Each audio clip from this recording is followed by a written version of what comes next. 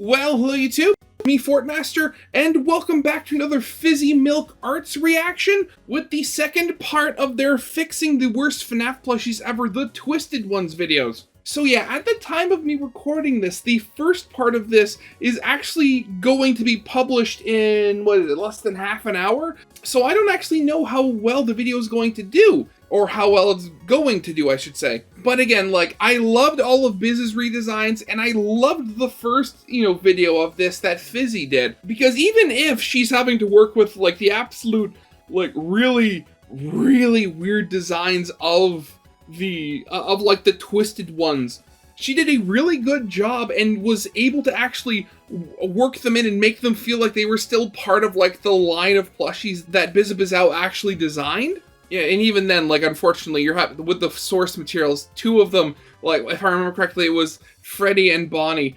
They were both, like, really disturbing. So, but yeah, she did 4 of them in the first video. In this one, there's the wolf. I don't actually know any of the other plushies that would be in this video, because that's the only other Twisted one I can remember. Were there more Twisted Ones that I just wasn't aware of?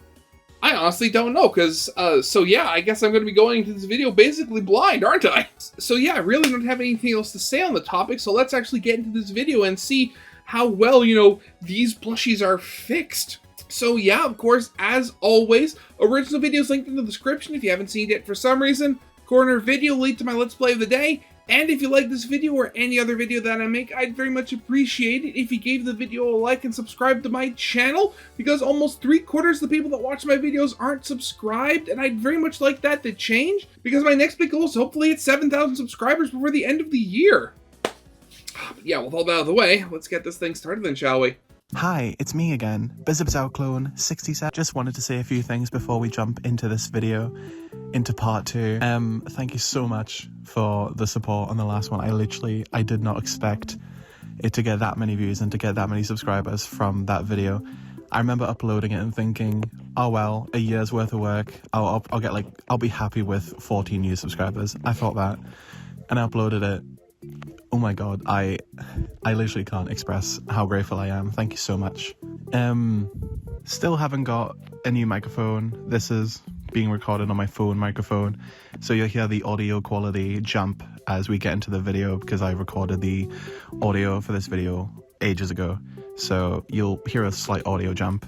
I'm hoping to get some new equipment to hopefully improve the quality of my videos moving forward. I just wanted to clarify from the last video, because I feel like I wasn't really clear, but the reason these videos are so kind of shamelessly copied from Bizabizao is because I just wanted these videos to feel like a fan episode, or like a lost episode of Bizabizao's like redesigning plushie series. I don't intend on doing this same sort of style of video with the background and the art style for my future videos. It's literally just because I was inspired by Bizabizao. Hey, I mean, as I said in the previous one, it feels like there's nothing wrong with that. If you're literally doing nothing but filling in a gap that Bizabizao has said many times that she's not going to fill herself. So you're simply fulfilling the demand that was not going to be met otherwise. And I wanted to be as faithful as possible. I hope that clears some things up. And again, as I said before, like her art, like your art, whoever's going to be watching this from whatever perspective, like it very much fits in with like the way that the plushies are designed. They fit like in that same range. It works perfect. I'm also going to make an effort to be more like energetic with my voicing over these videos. I noticed when I uploaded the last one, I kind of sound like this guy. But yeah, that's roughly everything I need to say. Can't think of anything else. If there is, I'll add it in at the end of the video. But we need to get onto our first plushie. A lot of you guys were sad that he wasn't in the last one. When I say a lot of you guys, I mean I saw like 2 comments. But still, where is he? Where is the guy?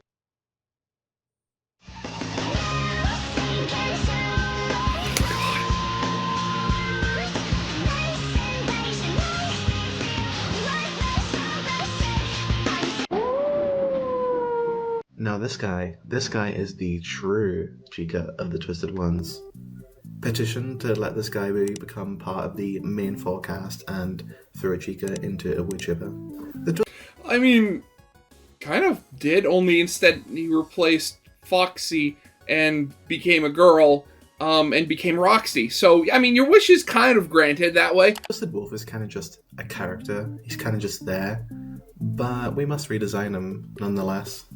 Now, this guy was actually a delight to redesign because you'll notice that half of him doesn't have withering on him, and he's not overcomplicated. He's not covered in boils or weird mutations or other thing. Like, he very much sticks out from the other, like, twisted ones because, like, he's not diseased. It's more like he's, like, digital. It's a really weird, like, juxtaposition. Let's start off with what I changed. So for the head, I've added a sort of short, fluffy fabric to the plush. This fluffy fabric wouldn't be too long. You still want to see the details of the face on the plush. So I've used a dark grey for the base and a light grey for the mouth.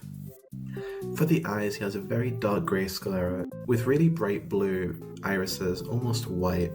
For the eye cavities in his face, I've of course added long pieces of fabric to try and portray this on the plush. As you do. The ears of the plush are just standard pointed wolf ears, nothing too special. This wouldn't be anywhere near complicated on a real plush.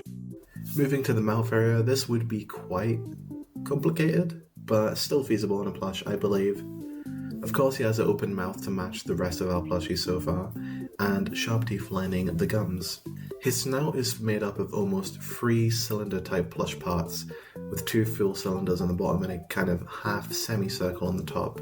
This is because, you know, he's a wolf. He's a wolf, and that's what wolves look like, I guess. At the end of the snout, we've got some light grey fabric with some stitch marks to portray the whiskers in the official art.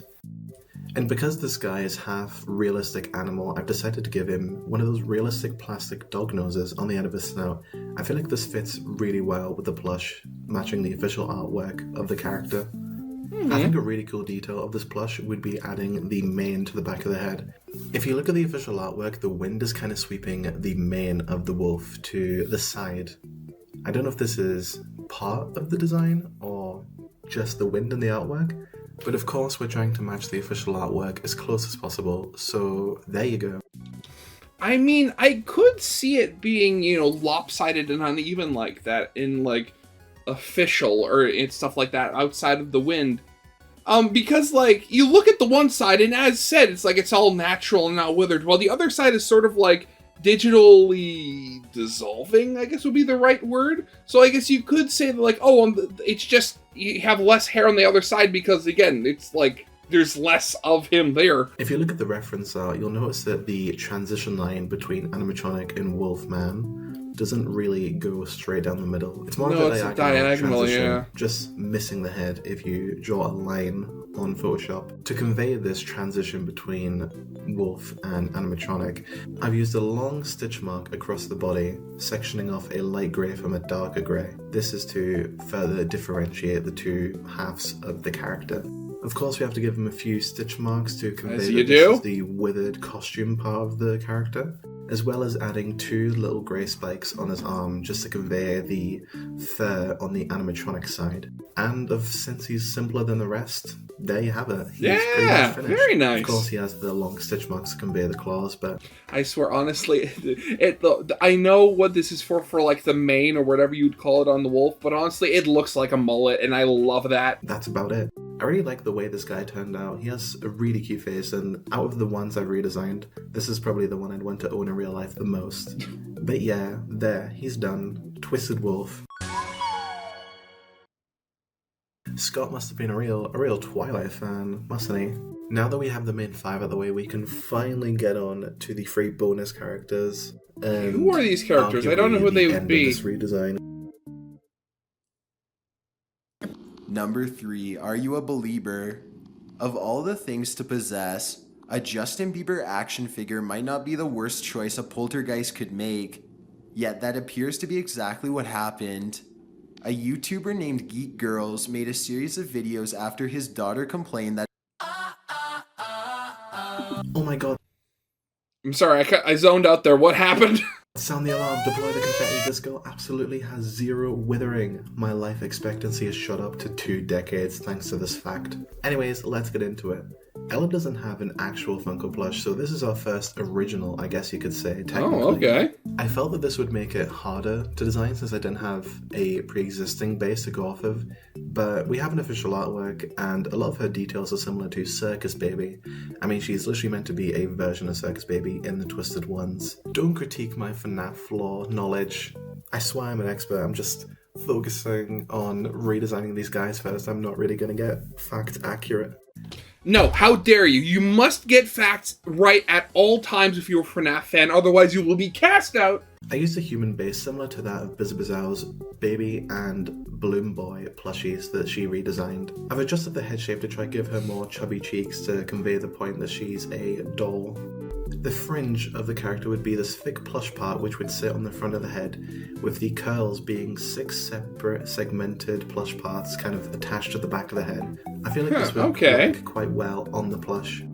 Of course we have her pink cheeks added on there and some eyebrows as well to give her some expression. And we can't forget the eyelashes, because how else will you tell she's a girl?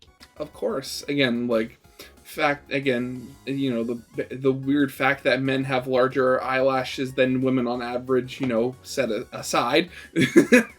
God, get with the times, honestly. For the mouth, I've just done a simple open mouth design, just embroidered. It works, I like it. And in the official artwork, she actually seems to be a ventriloquist doll. I hope I said that right. Ventriloquist. Ventriloquist. No, I thought she was saying that weird, but no, when you actually say it, it does actually sound like that. Never mind. I think I have. Anyways, so I've embroidered some lines down the mouth and the face of the plush to try and convey this fact of the character. On the top of the head, I've added her 2 small little pink bows. I feel like these would be super simple, just simple pieces of felt would really work. Yeah. And the hat, I feel like, might be a bit complicated, but this would really just be down to pattern and stitching style. Just create a domed piece at the back of the head with a rim lip around the hat, and of course her pink petals going around the brim of the hat as well. Of course, you know, the whole thing is like, I'm going along with this thinking, oh yes, that makes sense, that's a good design decision, having literally never designed a stuffed toy, like, in my life. It's like, thinking about it, it's very much that same mindset you get into when you watch like a cooking show, where it's like, you watch them, it's like, what are you doing? That's so easy. You should have basted that or browned that or whatever. While in real life, like, you barely even cook your own food. Oh. Moving to the body, I've given her a similar body shape to Toy Bonnie. For the shoulder pads, she has these really puffy circular shoulder pads. However, this would be really hard to squish into this already kind of complicated design. So yeah, so you'd have to kind of like shrink them down a lot. A sort of quarter of a sphere and shove it into the start of the arms where it comes out of the body of the plush. We have light blue for the sleeve of the arm, and for the pink ruffles on the end of the sleeve. This wouldn't be feasible to make 3D on a plush, so instead I've made it a more flat version. I mean, you could. You'd have to use like actual lace, but again, that just adds like another material that needs to be done, and like that adds like additional cost, and it can also like clutter up the design a lot. So yeah. By creating a thin pink band of fabric with the petals we had on the hat earlier coming out of the rim of the band. Wrap that around the arm of the character and we have a ruffle. This is our first and only plush to have accessories as well. A simple teacup and tea plate. Now tell me, are they attached to the arms using magnets? I expect that they are. These would just be simple accessories attached by magnets, just built on the shape of a teacup. Yes! Magnets! How do they work? And plate. In the middle of the body, we have her large signature bow tie just above the skirt, which would just simply be a reuse of Circus Baby's skirt, but instead tweaked blue to match the official artwork. Makes sense. She's got her little blue collar as well at the top of the body. And for the legs, I've added a white strip of fabric for the sock and brown fabric for the shoes. I've managed to squeeze in the bow ties on the shoes as well. However, these would need to be moved to the top of the shoe rather than the side, as the side space is taken up by the wheels. In the artwork, I've made the wheels separate plush parts, however, on a realistic plush in real life, I imagine these wheels would be two thick pieces of fabric, just glued together and stuck on the side. But with that, she's done. We've made I can see that. plush, something that Funko can do, because I guess they don't like gender equality. That balances out the gender scale a bit. In the Twisted Ones roster, that's one more down and 2 to go. So who are the other two going to be?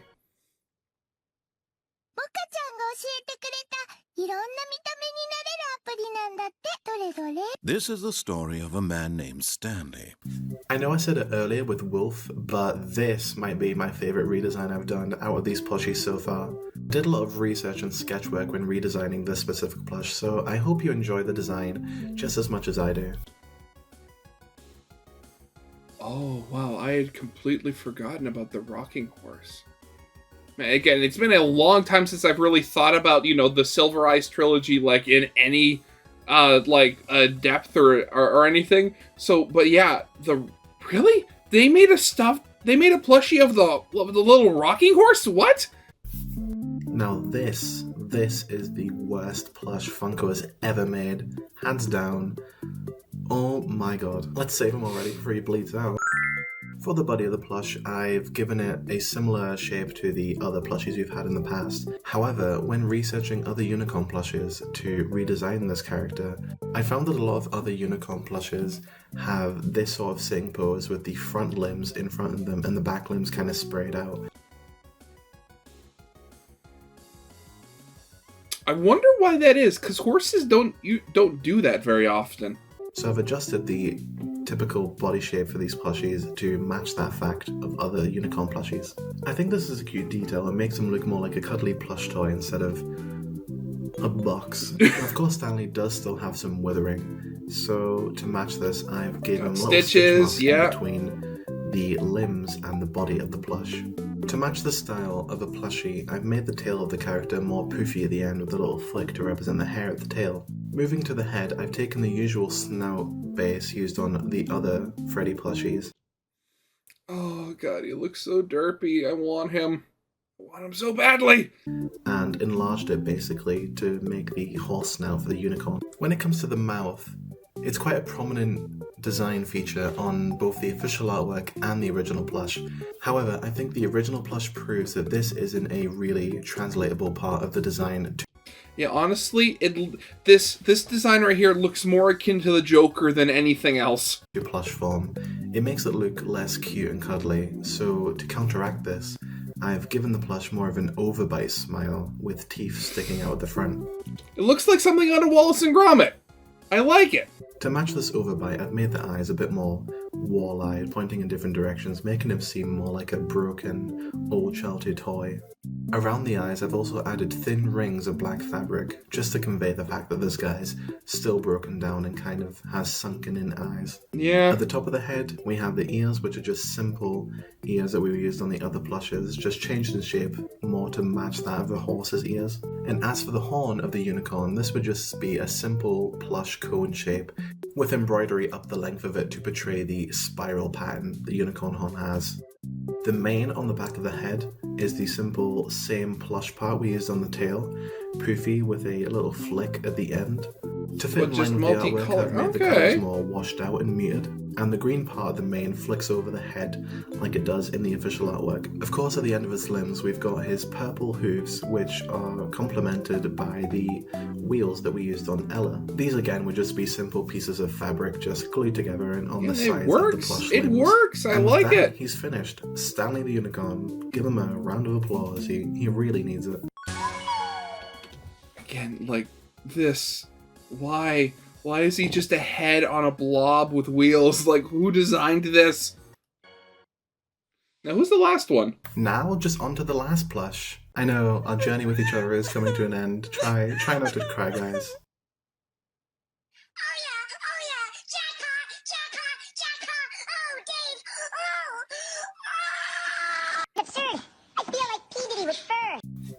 Oh my god, Funko actually did it. They made a good plush. Theodore's already a really good design that Funko's made. Oh right, the little plush Bonnie thing. God, that's another character I'd completely that's another thing I'd completely forgotten about. I mean, granted, you know, again, you know, out of all the toys you could have made actual toys out of, again, you know, the handheld little bunny, again, yeah, nice. And again, that doesn't look too bad. Though, given that he's just in real life like a very small version of Bonnie, are they just gonna, are you just gonna reuse Biz's design for Bonnie just altered? Surprisingly, this guy's by far the best plushie in the Funko Twisted Ones line. He's got no printed on fabric, nice embroidery, nice proportions. It's like Funko actually gave a shit for a second. Jeepers, who just for a split second, yeah. However, he's not without his issues. His flat eyes don't fit in with the rest of the plushie's more poofy, puffy eyes. His jaw is still not an actual jaw, but the weird mouth, body, face thing we've seen on the other plushies. His head shape could be more accurate, and he's got the weird, jagged black shapes to represent the withering, which we know isn't entirely the best way to go. So all this guy really needs is just a little spa day to freshen him up a little bit. There he is, all prim and proper. Ignore the eye. It's hard to depict in 2D art, but his eyes would be the puffy big ones that used on the other plushies. He's got some dark circles around his eyes to portray that he's a old, worn-out plushie.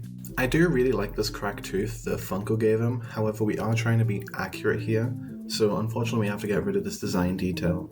I've changed the shape of his mouth and muzzle to be more accurate to the artwork. Kind of a peanut shape, with the two small buck teeth on the top and bottom. So basically, in this case, we're basically turning his face basically into the real life Ennard plush, basically. Which again, that is such a weird design. Why did they do that for Ennard? Like this, like the buck tooth, like peanut snout, like that works so much more on an actual animal. Why did they do it on a humanoid one? That's so weird. I've added the black stitch line to represent the withering scratch across the eyes, his red rosy cheeks of course, and two grey thread to represent the wires coming off of his damaged ear. His bow tie is quite big, so I've just taken the usual bow tie and enlarged it on this plush. He's got some more stitch marks around the stomach area to represent the withering. And the plush limbs are more of the thin limbs to represent that this is a smaller toy. I've given him the wonky eye that he has in the artwork and tried to match the eye colours more closely. He has the one ear that's hanging on by a thread. You see what I did there? And the more pinkish accents at the end of his arms and legs. I've given him the slight cocked head that Golden Freddy has as well. I added a little grey thread to represent the spring coming out of his shoulder. Very broken. And with that, he's pretty much done. There's it, or done works. And dusted. It's good. It's a quick one. It's almost like I didn't feel have to like do much work. I get like I can't like I love watching these and like they're so good videos, but I feel like I say that so much because like I have like virtually nothing to add to this just for the fact that like these are such good redesigns. Like granted, the real life thing is good, but that's so much. I like the fact like, oh, the one ear still has structure, but the other one's just basically flat against his head. And that's all the plushies finished. There they are. Just like that. Thank you so much for watching this video. If you did like it, I hope you stick around for when I eventually upload my third video. I'll be like in fucking 20 years. I finally got a new microphone. Am I recording on it? No. I still need to set it up, goddamn. But yeah, here's a photo of it if you want to see what it looks like. I literally just bought like the first one I saw on Amazon. But yeah, thank you so much for watching part 1 and part 2, and I hope you enjoy my redesigns. And hopefully I'll see you soon. Bye. Okay, nice. So yeah, that is it, unfortunately, for all of the, for basically all of the FNaF plushie redesign videos that are really out at the moment. Again, I do know that there are some videos people have suggested about, like, people who've actually made, like, physical versions of the plushies in real life, as well as telling me, like, other videos from Bizzabout to watch as well. But yeah, Fizzy Arts, like, I look forward, as I showed, I subscribed in the last video. I'm looking forward to see, like, what your next actual video will be and what format it will take now that you're not going to be constrained to copying Biz's style. But yeah, again, you limited yourself by having to keep it, like, in universe with Biz, and you did a really good job, and I can't wait to see what you do next. But yeah, that's it for now. So yeah, I hope you guys liked. If you did, leave a like, subscribe if you have not, and I'll see you guys next time. Goodbye.